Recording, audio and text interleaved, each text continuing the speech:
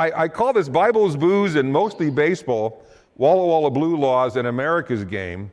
What happened some years ago is that when I became interested in Walla Walla's early baseball history in 2006, I started to work with Walla Walla newspapers.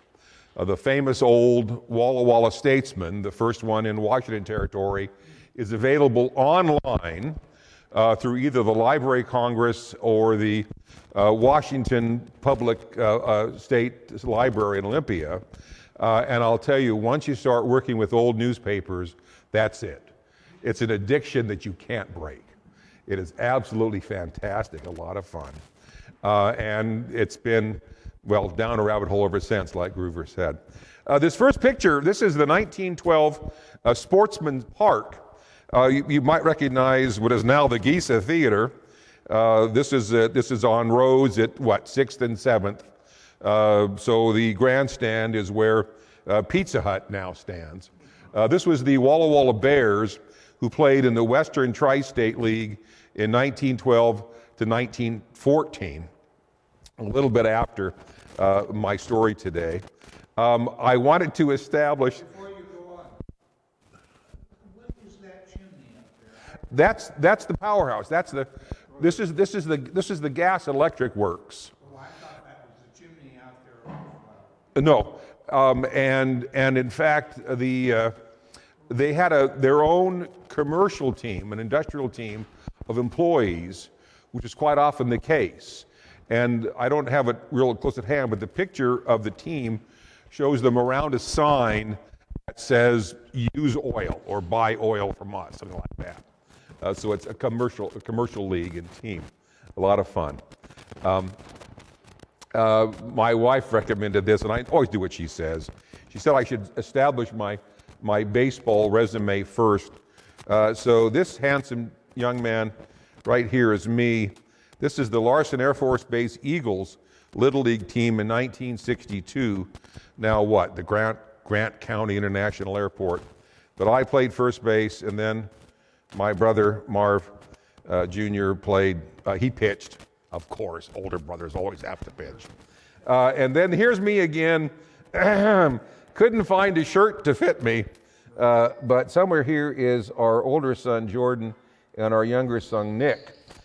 So just show that I do have a history with baseball other than in dusty old newspapers. Just to mention of the primary sources, again, the Walla Walla Statesman is online. It was the Washington Statesman when founded in 1861, and then the Walla Walla Statesman thereafter. The Walla Walla Union started a few years later, and you note that they had different times of publication. One was evening, one was morning, eventually, and one Democratic, one Republican. And you can sense, looking at some editorials over the course of years, you can see their political differences. That's a lot of fun as well. And then kind of after the fact, the monthly Up to the Times magazine, which was a business society historical magazine published locally, and they would have a baseball story either currently or historically about every other episode or other edition or so. And the picture here is the 1875 Walla Walla Statesman Publishing Company building at 3rd and Alder, and the staff of the newspaper and the publishing company. A little bit of historical context, background, and I should admit to you that I'm a European historian, trained as a German historian, so any mistakes I make having to do with American history reflect the fact that I last took American history 1971, 1972, so 50 years ago. Oh gosh, okay. The idea here is a conflict between Puritan Sunday, which derived from the Pilgrims and Boston and Massachusetts and witchcraft trials, the idea of a very strict observance of the Sabbath, and therefore no baseball. No wonder the Pilgrims went bad. No baseball. And the other side of that is Continental Sunday, brought to the U.S. by German immigrants, of course, naturally, who would go to church in the morning, but then relax in the afternoon with families. And of course, being Germans, that meant going to the local beer garden and discussing everything over a liquid refreshment. This will come into conflict in terms of general American society, but also when related here to the baseball issue. And I had to put in, that's Christy Mathewson. And I'm probably he pitched for the Giants, the New York Giants from 1900 to 1916. And I'm probably putting him here kind of wrongly. He was known as the Christian gentleman, although he played baseball. Well, he didn't play baseball on Sundays in New York. That was banned until 1919. But he's my favorite ball player from the period. Pitcher known as the Big Six, Christian gentleman, Matty. He and his wife lived with his manager, John McGraw, and his wife. Muggsy McGraw was the most colorful baseball player of the period. When he used to play third base for the Baltimore Orioles, this is why you're staying until midnight tonight. He would grab ball players by their uniform belts as they rounded third when the umpire's back was turned and prevent them from scoring. And you have this wonderful combination of Muggsy McGraw, anything but a Christian gentleman, and his best pitcher, Big Six, Christy Mathewson. Mathewson served briefly in World War I, trained in the Corps of Engineers, or the Chemical Corps, got caught in a training involving mustard gas, breathed in mustard gas, and it killed him eventually. Died of tuberculosis a few years later. Okay, Sunday, sorry, we'll be here forever. Sunday closing laws, known as blue laws. The little cartoon there I stole off the web, of course. It's about blue laws could not close Niagara Falls or an international exposition that took place in Buffalo in 1901.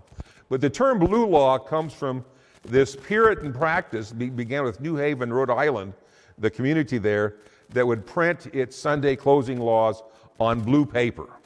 At least that's what American historians tell us in terms of the origin. It seems too good to be true, blue laws, blue paper, but hey, I'll accept it. Works for me. But the idea here is that Puritan Sunday required attendance at church, no secular activities on the Sabbath, certainly no liquor sales, and possibly no baseball. And that's the origin of the idea of Puritan Sunday. History of Sunday closing laws in Washington. These go back to territorial times. You see here the two major ones which will affect Walla Walla. This is of the Annotated Code of Washington, both territorial and after statehood. But Section 7250, adopted in 1866, banned liquor sales, there's the booze part, and prohibited noisy amusements, there's baseball. Now, bear with me through this presentation. Sometimes you'll see it as baseball with a space in between. That was the original spelling or the original usage for quite some time, and you'll still see it that way in accounts up to 1901 and 1902. But it was called base for a long time as well. But that's the one that might have threatened baseball. Well, we'll see that it does. The idea of no noisy amusements on Sundays. And then 7251, that was the more typical generic blue law, no goods, wares, or merchandise to be closed, closing each shop, store, or place of business. But note these exceptions. Hotels, makes sense. Drugstores. When this story gets heated up, and there are court cases involved with this, one of the attorneys will argue, why do you close a general store but allow a drugstore to remain open? You can pretty much buy the same goods at both places. Livery stables, you can still ride around, and undertakers, you could die on Sunday. So those were the few businesses allowed to stay open. Then I switch gears a bit now to baseball. That's the old part. Now the fun part, the baseball part. Walt Whitman here, the great poet. This is a famous quotation. He had a friend, kind of his biographer, Horace Traubel, who would stop by his place in New York quite often, and quoted him as saying this one day in 1889. Baseball, it's our game, America's game. And the other phrase, of course, is the national pastime or the national game. I love this. It has this snap, go, fling of the American character. And baseball was the primary social activity of the latter part of the 19th century. It belongs to our institutions as much as the Constitution and our laws. It is important in the sum total of our historic life. This is Scotty Smalls in the movie Sandlot, Baseball is Life, very much. Sunday baseball, first in the major leagues.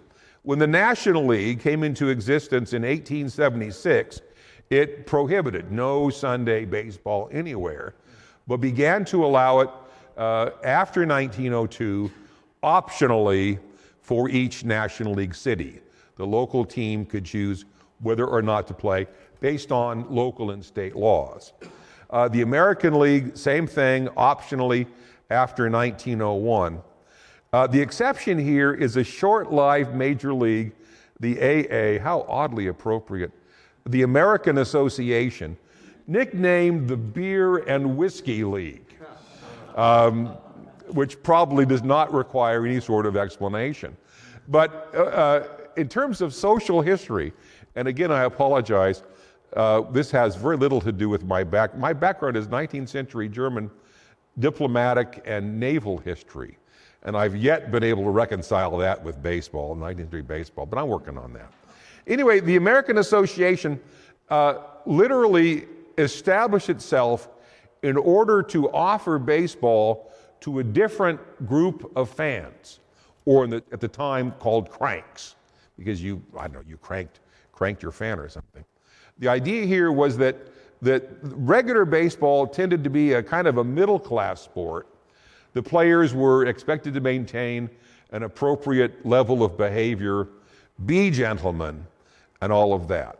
But what do you do with a lower-class baseball fan who can't go on Sunday, who can't drink beer at the ballpark? So that's the American Association. It was literally intended to appeal to a lower social group, to the working class. It had its 8 teams in cities that already had National League teams as competition, and for those years, 82 to 91, it competed fairly well, but then had some financial problems and collapsed.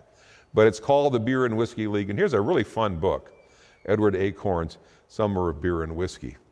Then finally, by 1934, New York finally allowed Sunday baseball in 1919, and the last state was Pittsburgh for the Pittsburgh Pirates and the Philadelphia Phillies and the Philadelphia Athletics before they moved to Kansas City.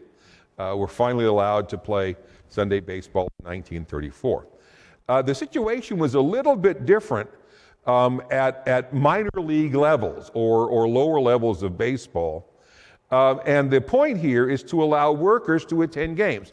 During this period, the average lower class worker worked 6 days a week, 12 hours a day, Monday through Saturday, which meant that Sunday was the workers' only day for recreation.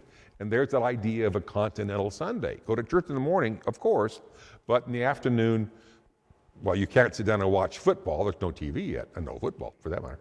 But the idea is you go out and have a little bit of fun, and why not go to a baseball game?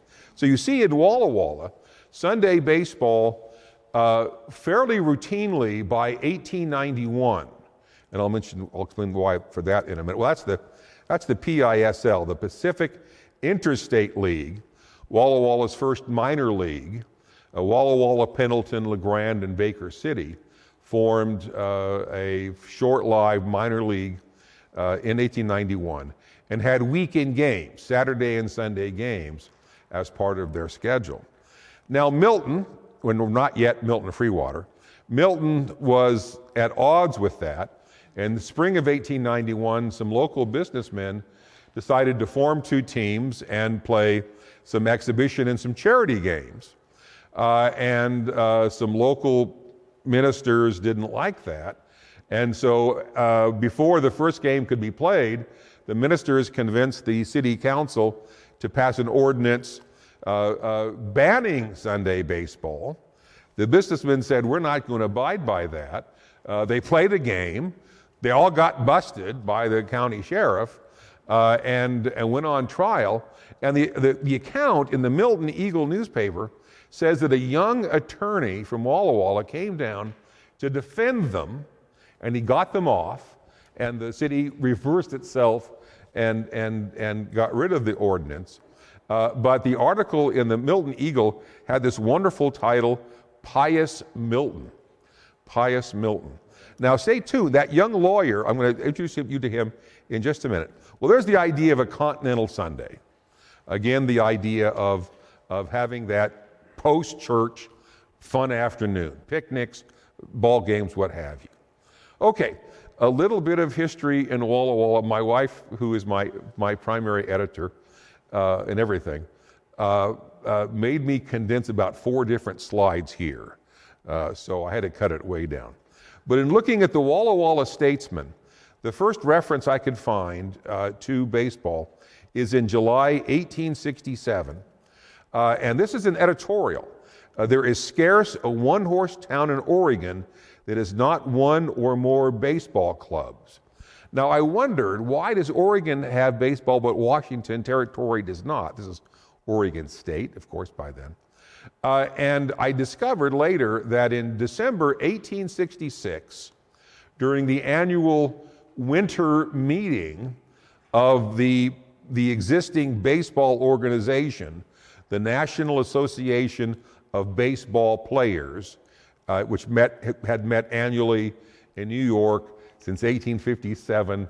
I warned you about this, to polish the game of baseball, to refine the rules of baseball.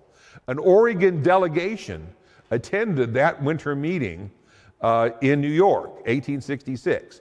And then once spring springs in Oregon, baseball clubs begin to flourish. And a little bit of post hoc, ergo propter hoc thinking there.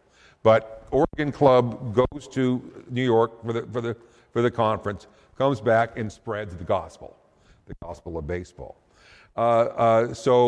Oddly enough, well, not odd enough, a Portland team crosses over the Columbia to Fort Vancouver and plays a Vancouver team in May 1867. And there's the first recorded baseball game in Washington Territory. The 3 Walla Walla games don't occur until September and October. So for a few months, it's only that one game in Washington history. Cannot we have a baseball club in Walla Walla? Well, some residents accept that challenge, form 2 clubs, the Walla Wallas and the Excelsiors, and they have this 3-game series in September and October. Sadly, the Statesman only has accounts of the first 2 games, but says nothing about the 3rd game other than it's being played tomorrow, Saturday. Then they didn't have any coverage. I don't know what happened to that game at all, sadly. The Fort Walla Walla forms its first team, recorded in the newspaper, in 1876 by the local U.S., well, not local, the U.S. 1st Cavalry. There's a famous, well, in my mind, 4th of July tournament, and you'll see baseball during the 80s quite often, but only, well, Memorial Day and 4th of July. You can almost guarantee there would be a baseball game on those 2 days through the 1880s. A famous tournament with Walla Walla as the host, a team from the Fort, a team from Colfax, a team from Pendleton, the champion of the Inland Northwest, a $100 purse to be awarded to the winner, and a pennant, of course, a pennant. Well, Pendleton imports a battery, a professional battery, pitcher and catcher from Portland. And over the course of the long weekend, Pendleton beats Walla Walla out in the championship game and wins. But only because they have the ringers. They've got professional players here against all these amateurs. Well, the Walla Walla team, upset by being defeated by imposters, challenged Pendleton and said, "We will pay you $200. We will put up a $200 purse if you play us without the ringers, without the professional players." Pendleton laughs, takes their $100 victory and the pennant, boards the train, and goes back to Pendleton. The Malarials versus the Rheumatics. These were two teams of the civic leaders of Walla Walla who played on Memorial Day and the 4th of July over 1890 and 1891. You look at the rosters, and everybody who was anybody. You've got a Blaylock or two, you've got a Baker and a Boyer, you've got someone named after every street in Walla Walla plays for either of these two teams. Fun and joy. They play at Ankeny Field there in the middle of Whitman College campus. Everybody shows up. It's to celebrate Memorial Day, Decoration Day, or the 4th of July. Shortstop, the Rheumatics, is a young attorney named John L. Sharpstein. Stay tuned. And then in '91, that first minor league, the Pacific Interstate League. Okay. This brings me to Walla Walla town teams. A town team, well, here's my definition. This is from a book, Baseball, the People's Game, by Dorothy Seymour Mills and Harold Seymour. Originally, the author first was Harold Seymour, Yale-trained American historian with a PhD in American history, the first PhD in sports history, baseball history.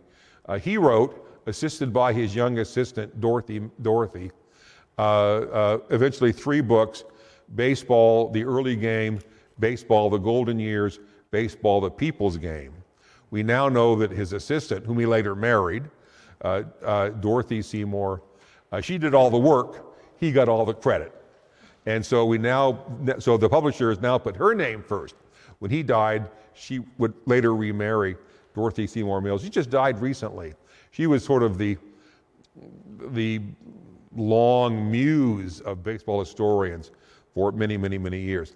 But this is their book about non-professional baseball. And they talk about town teams. They call it down-home baseball. And these were amateur players who would get together and represent a town. And so the Walla Walla town teams would play Dayton and Milton and Pendleton and Colfax and Ritzville and Spokane, traveling to and fro, representing the town for civic pride, lots of side bets. There are accounts of one case where fans from Walla Walla had gone to Waitsburg and didn't like the fact that Waitsburg beat the Walla Walla team. Fist fights broke out. Sheriffs made arrests and so forth and so on. So baseball wasn't always fun and games, or maybe it was.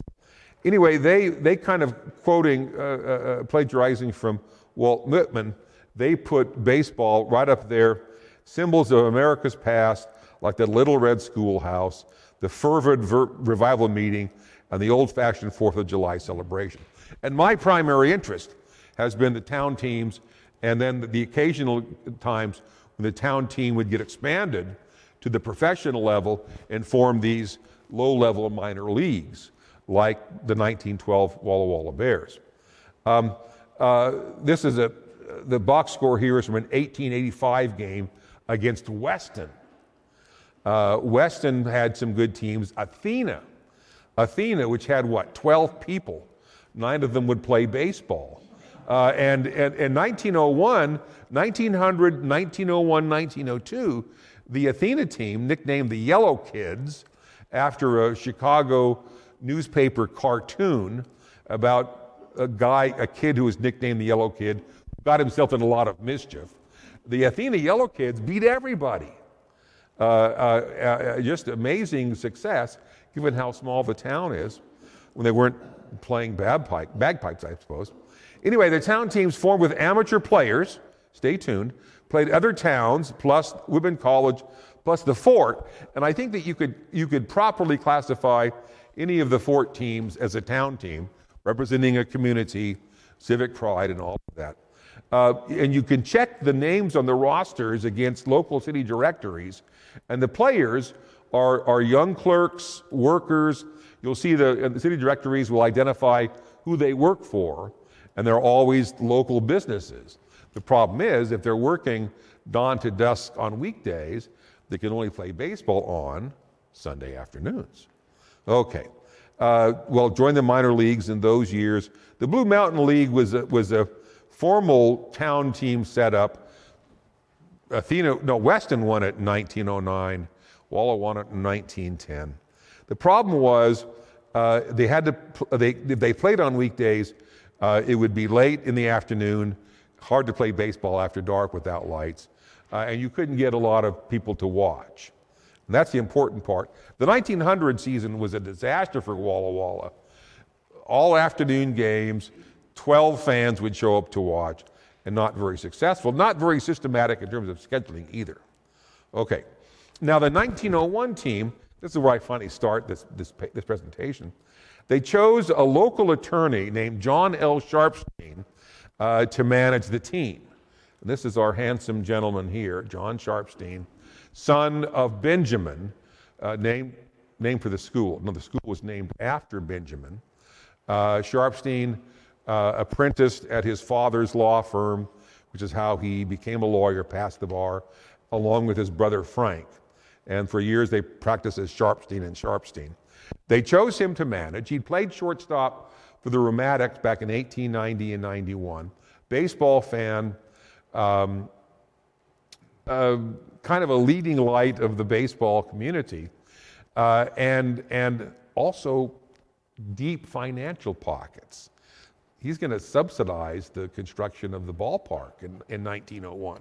So they ask him to become manager in February. He agrees. In March, he tells the newspaper, we're going to have an organized schedule, unlike 1900, and we're going to play on Sunday afternoons, unlike 1900. And he said repeatedly, and every time he talked about Sunday baseball, about anything having to do with the team, he said, we need to play on Sunday when people can come out and watch. He said, we're not going to get large crowds on a weekday unless it's 4th of July or Memorial Day. We have to play on Sunday. And that upset immediately the Protestant Ministerial Union here in town. Stay tuned. Okay, the Walla Walla Colts, name of the team, with Sharpstein providing the money. They built a ballpark, was called a bandbox ballpark, fairly short distances out to the fences. And it's built, if you can see, this is an 1894 plat. So these houses must have but it's here at Oak and Pine, and the grandstand was here on the west side along 3rd, and the description said that the plan was to build the grandstand higher up, 2 levels, or terraced up to provide some windbreak. So this is Walla Walla, Friday afternoon. Every Friday afternoon, the wind comes and the dust blows. So you have the third base line would parallel 3rd, first base line would parallel Oak, a grandstand here, a concession stand. This is what El Sombrero now. Fairly standard. Probably cost about $500 to construct, not the multi-gazillions it cost to build Safeco in Seattle or T-Mobile in Seattle, but $500. And it doesn't go so far, but the practice usually was to have a grass outfield and a dirt infield. A concession stand to sell popcorn, Cracker Jack, soda drinks, no booze, and the like. Stay tuned. I'm going to come back to that at the very end of this. Fun and games. It was called the Second Street Grounds. Charged 2 bits. 2 bits. I don't have my glasses on. If there are any younger people in the audience who don't speak bits, we're talking a quarter. We're talking 25 cents. When I first described this to my wife years ago, she said, and she just turned 65, young woman, what's 2 bits? And I thought, I married you 40 years ago, you don't know what 2 bits? Anyway, 2 bits. And I call my project 2-Bit Baseball, because from 1891, with that original minor league, up until 1912, in the Walla Walla Bears, 2 bits admission.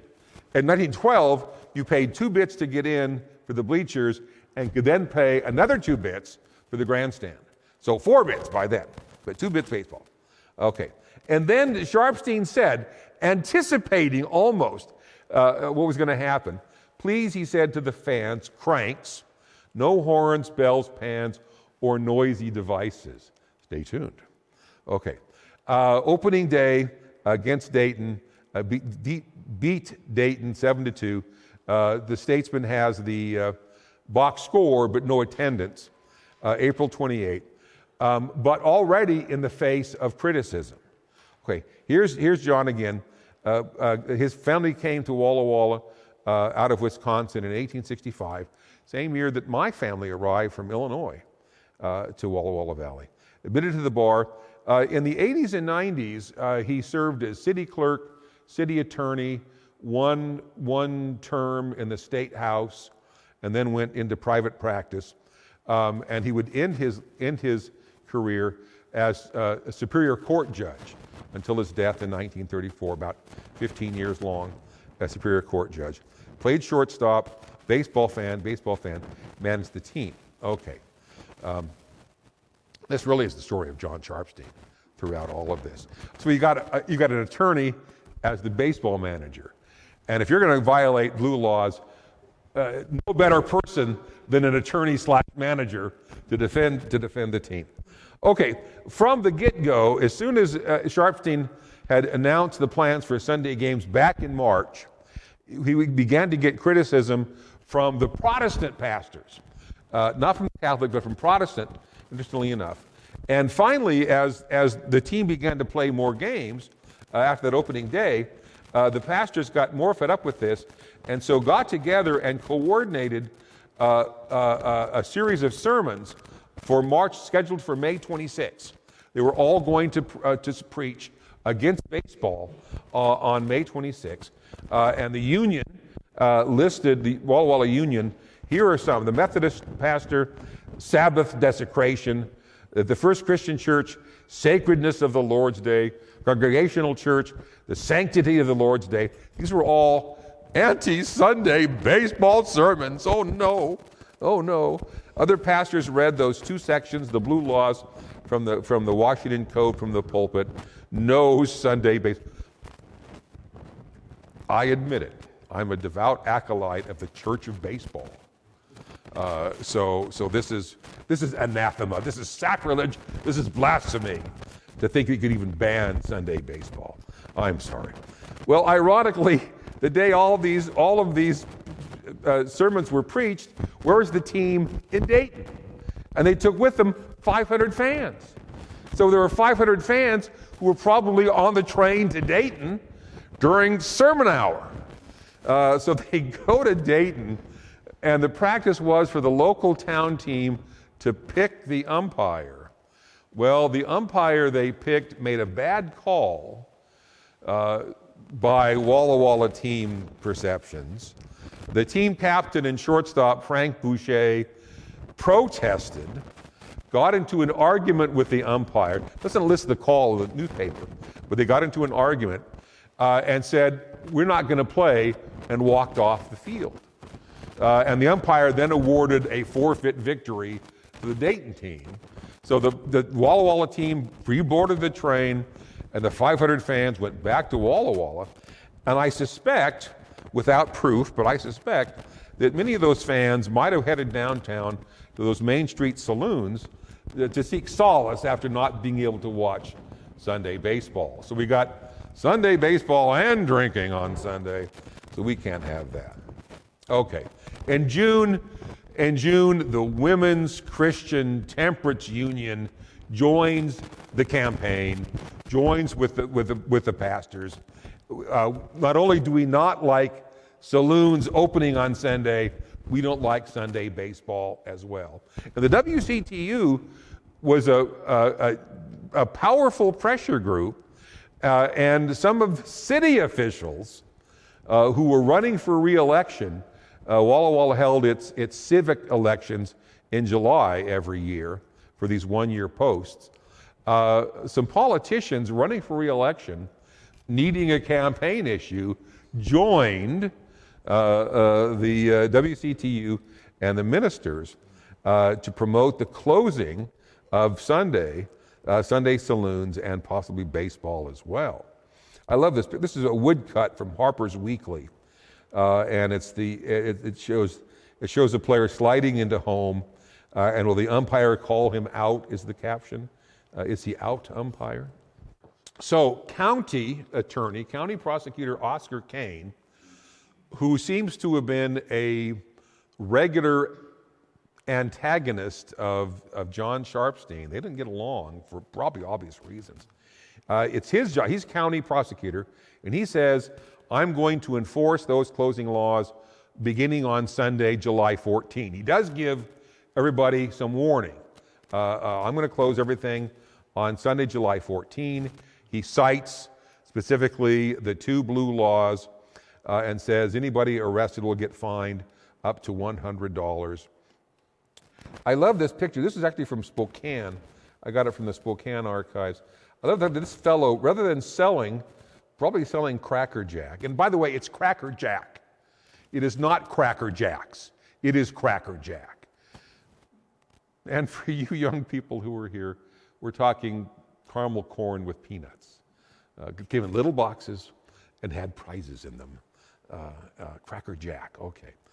Buy me some peanuts and Cracker Jack. I won't get home. Okay. The community was split, the union reports.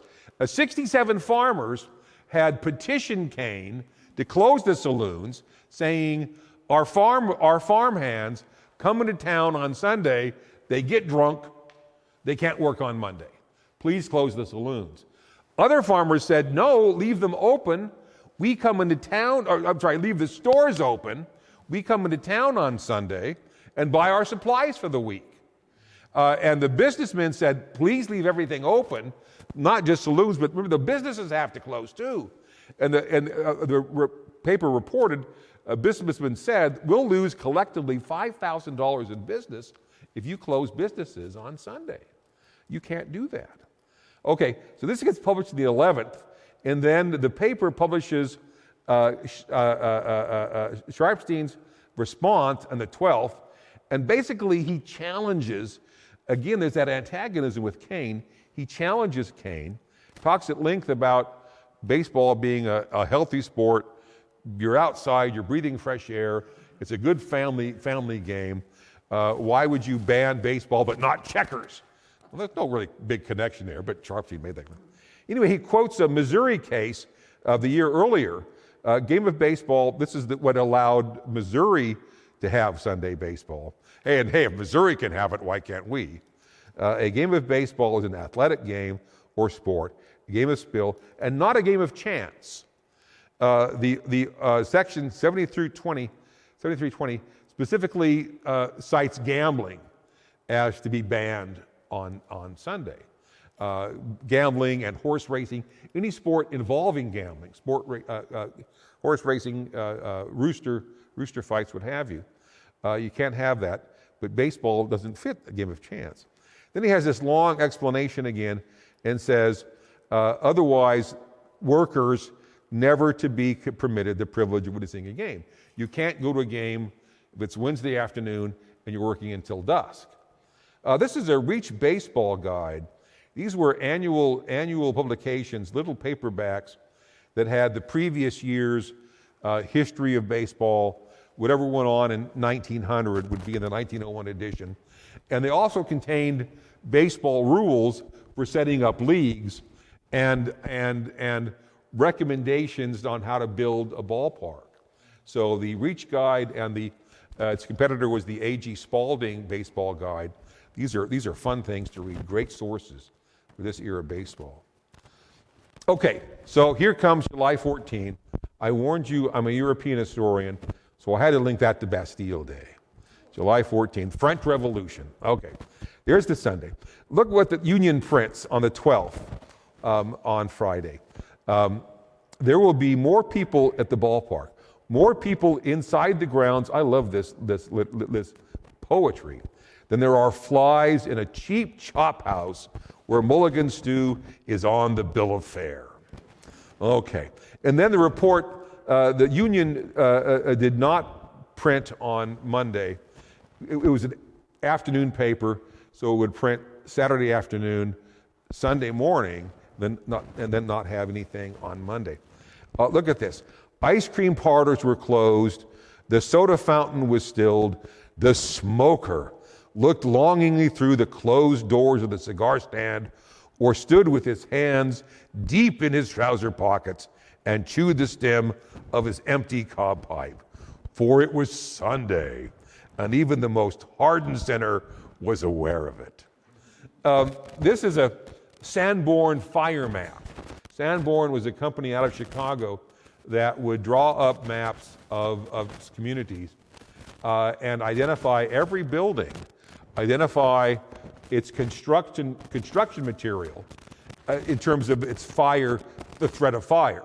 This is from 1891, so a decade earlier. But this is Main Street between 3rd and 4th. This is now Crawford Park mostly. But look at this. We have saloon and billiards, saloon, liquor, saloon, I can't read them all. Anyway, I used this for an earlier project involving the 1891 team, which also involved some issues involving booze. I guess you can't always have baseball and booze. Okay, so there's what happened. So Kane had said he's going to arrest everybody who's open on Sunday. Well, Sharpstein said, I'm going to go ahead and manage the team, beat Ritzville, and 875 cranks turned out. That's not a bad crowd for a Sunday afternoon. Presumably they dash out of church. Usually the games played at 2 o'clock or 3 o'clock. So Sharpstein's team played. 3 saloon keepers deliberately stayed open to challenge the laws, and one of them was Adolf Schwartz, which is the Washington Bank building at Main Street and 3rd, German immigrant, and brewery owner, ran a saloon and a brewery. Another one was James Casey, an ex-cavalry trooper who had served at the fort, and when his enlistment tour ran out, stayed in Walla Walla, and he owned one of these Main Street saloons. And he was involved in an 1891 incident involving Walla Walla's last lynching, when a gambler shot and mortally wounded a cavalryman in one of the downtown saloons, and that before that cavalryman died of his wounds, some troopers off the post got down to the courthouse, broke into the jail, dragged out the gambler, and lynched him. And one of the witnesses in defense of the troopers when they were tried for murder was ex-trooper James Casey, saloon owner. The original shooting had occurred in his saloon there on Main Street. Anyway, so he's arrested, Adolf Schwartz, and then a third fellow arrested, along with Sharpstein. This done by the Justice of the Peace, William Glassford, had all 4 of them arrested. The 3 saloon keepers were tried by juries, which itself was an odd circumstance. which is too complicated for my short time tonight. We'll be here all night, like I said. And then he transferred Sharpstein's case up to the Superior Court because Sharpstein argued, as did all four of them, religious liberty, that the blue laws were unconstitutional because of the idea of the separation of church and state. So all of that goes up, the second challenge, here's our Bible. An Adventist shopkeeper, Dorsey Nichols, and his father and another brother ran Nichols and Sons General Store in College Place. Where's Mike? This is the old bookstore, right? It is. Okay. Which, when I was here, the books were in the back, and the front was the bookstore manager sold all of her sewing stuff. That was in '69. You were a few years later, so. Okay. Well, we were there at the same time. Oh, good. Okay. Anyway, this is the old bookstore right there on campus, and their brother, another Nichols brother, was business manager at the college. So they're Adventists. And so Dorsey, the son, he was about 22 or 23, deliberately remained open on that next Sunday, the 21st, to challenge Oscar Kane's enforcement of the code, to be deliberately arrested. He argued, he said, we close our store on Saturday. We're Adventists. We close on Saturday. That's our Sabbath. If you make me close on Sunday out of a religious purpose of blue laws, that basically says I'm a Sunday worshiper, and I'm not. You're forcing me to violate my faith if you're making me into a Sunday worshiper. So he deliberately stays open. So he's busted, and Glassford says, I don't want to touch this, and bounces this up to Superior Court. Sharpstein defends everybody, the saloonkeepers, Dorsey Nichols himself, and it all goes up to Judge Thomas Brentz. And here's a picture of Thomas Brentz, again, an adult arriver in the Walla Walla Valley, an attorney, famously known for being sinophobic. He had a tendency to persecute and prosecute Chinese immigrants in the Walla Walla Valley. Was kind of nasty in that regard. But he gives this lengthy, these cases come to his attention as Superior Court judge. He listens to the arguments, takes some time, and then on July 31, announces his decision, which is recorded at length in the Walla Walla Union, a long transcription of his remarks. And the big line is here. Church and state are to be kept separate. He declares Washington state's blue laws to be unconstitutional. He says because they're backed up for a religious purpose, they're unconstitutional. He cites Article 1, Section 11 of the state constitution, church and state must be separate. Well, he drops charges against Sharpstein saying baseball is not a noisy amusement. Well, we knew that. Brentz is a baseball fan. And everybody but Kane, I think, was a baseball fan. Prosecutor Kane. So he drops the charges against Sharpstein, upholds the conviction of the three saloonkeepers, saying, okay, the state's police power, that is the foundation of the state's right, the government's right to maintain calm, stable society, can restrict saloons because saloons do anything but calm and stable. So he upheld those convictions and then transferred Nichols' case to the state Supreme Court. Demurrer, and I had to look this up, I'm sorry. Demurrer means you acknowledge the validity of the facts, but you don't want to mess with the case, and you kick it up to the state Supreme Court. So he demurred Nichols' case to the state Supreme Court for that upper level. I mean, he's made a pretty big decision here. He has declared these laws to be unconstitutional. Okay, Sharpstein will eventually replace him as Superior Court judge. Okay, a little sidelight here. My wife had to throw it out, but no. Ironically, Sharpstein is canceling the season at this point. He claims it's the heat. The summer heat of Walla Walla, fans aren't going to come out at 110 degrees. You know, it's the heat from the courts, I think, more than that. But look at this. This is this wonderful writing in. No more for another year will the minister be called upon to preach upon the desecration of the Sabbath day by the rooters. The fans are folded. The cranks have lost their handles. The season is at an end. That made me think immediately of Casey at the bat. And I have no financial interest here, but if ever you want, this is a kid's book.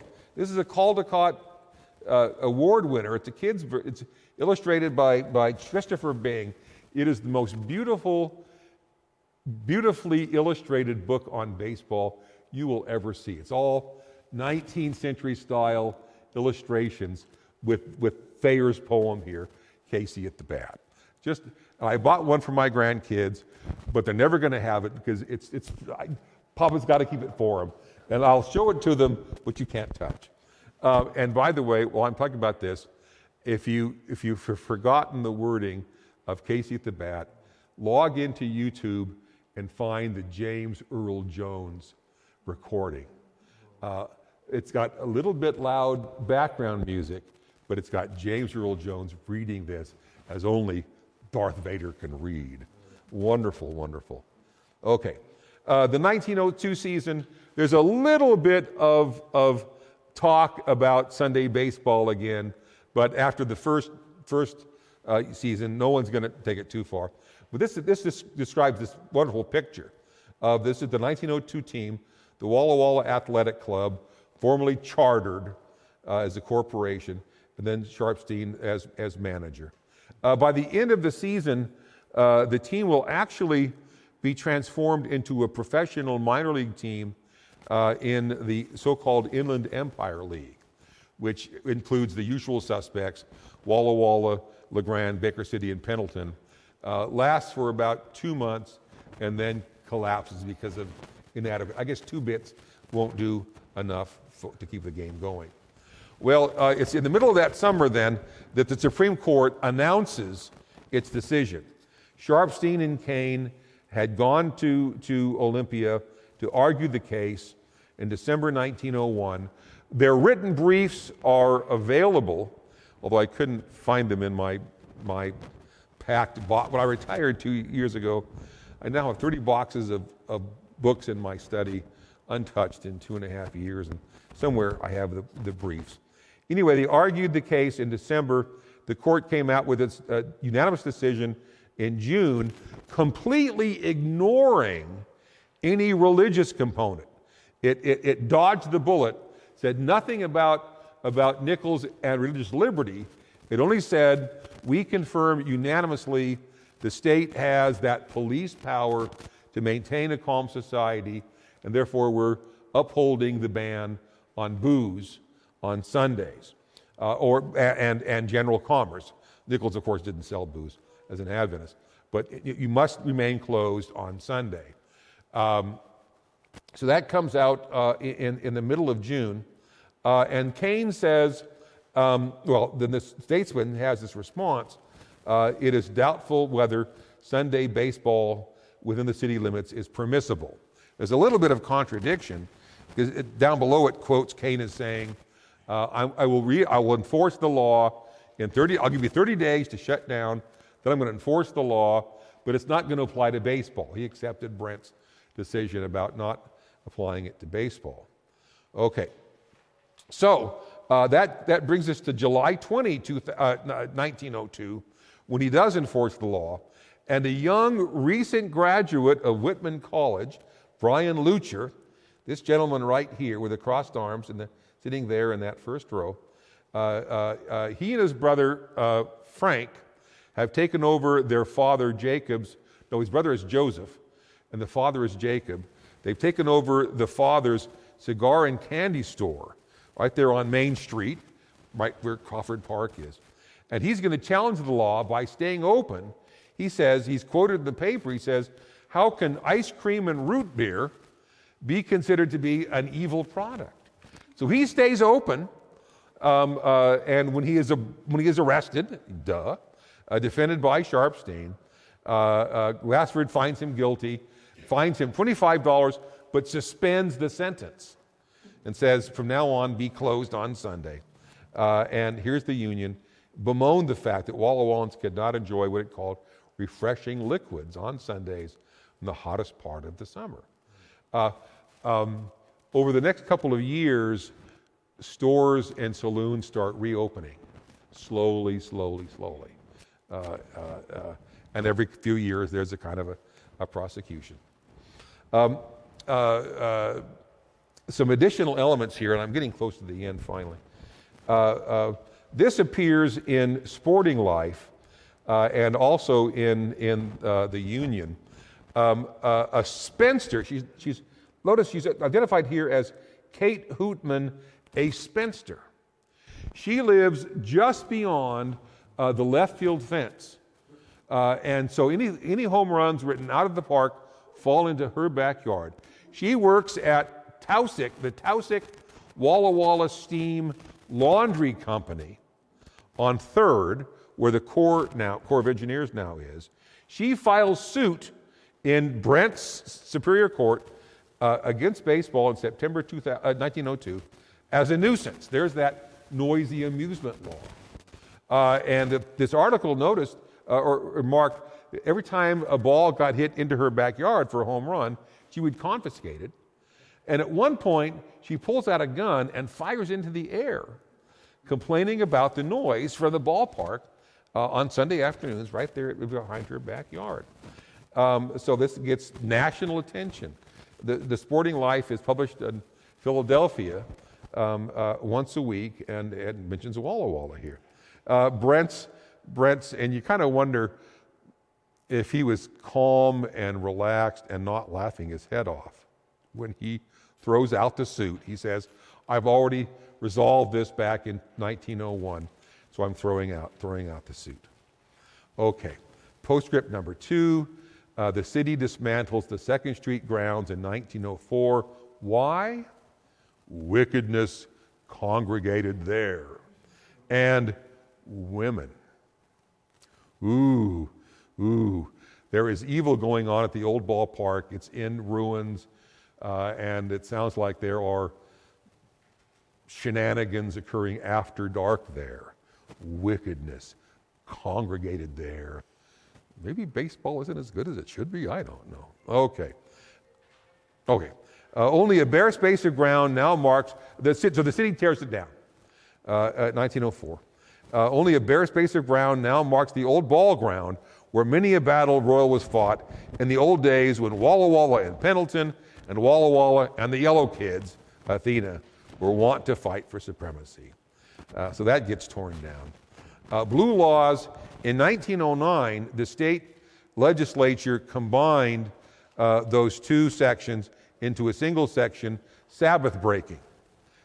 Maintained the wording or reworded it, but maintained the idea into a single law in 1909. And that's on the books until 1966. In 1966, a used car dealer, I think in Tacoma, protested the law, got initiative together, and I can recall in church, between Sabbath school and church and the sermon, I was 15 years old, kneeling on the floor of the church, using the pew for a table and writing out handwritten letters to local Spokane legislators, begging for the abolition of the blue laws, which did eventually pass by initiative later in November 1966. So no blue laws since 1966. And then just the postscript. I really wanted to show this picture of Elmer Tiny Leonard, 6'3". He pitched for the Walla Walla Bears 1912 and 1913. This is what got me interested. This is from the museum's collection, those 1913 Walla Walla Bears. I had written down the names of some of the players, checked them against Baseball Encyclopedia. In the old days, it was in book form, pre-online. And I found out that he had pitched for the Philadelphia Athletics, Major League team, American League team, 1911. Pitched in 5 games, had a 2-2 record, went like 2 for 7 batting when pitchers batted. And here he is playing for the Class D minor league Walla Walla Bears in 1912, 1913. How high the mighty have fallen. Well, I found out it was an act of love. He had been a college baseball player at St. Mary's College in California before he graduated and went to play in 1911 briefly for Philadelphia. 1 week in the major leagues in Philadelphia. He had met a young lady named Adna Julian, whose father was a newspaper editor at Wallula and Tucci.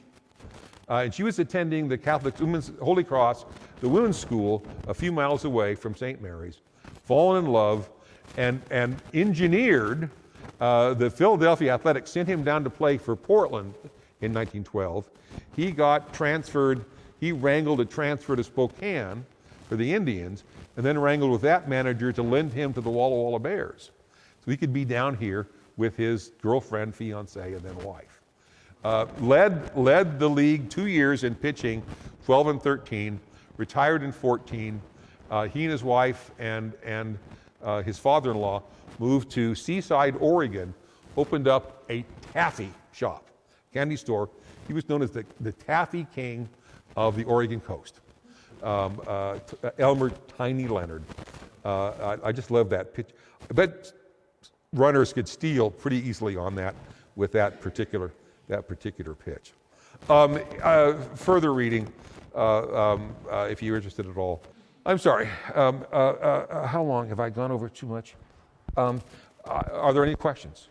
I apologize for the length of this, and thank you for coming. Are there any questions?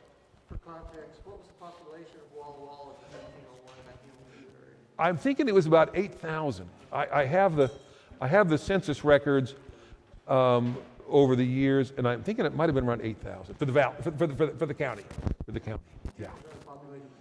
Yeah. Yeah. It was before baseball. It was 4th of July and Memorial Day. The volunteer fire brigades would have competitions, and there would be dances, and there would be athletic events, races for kids. But baseball became eventually the major social activity.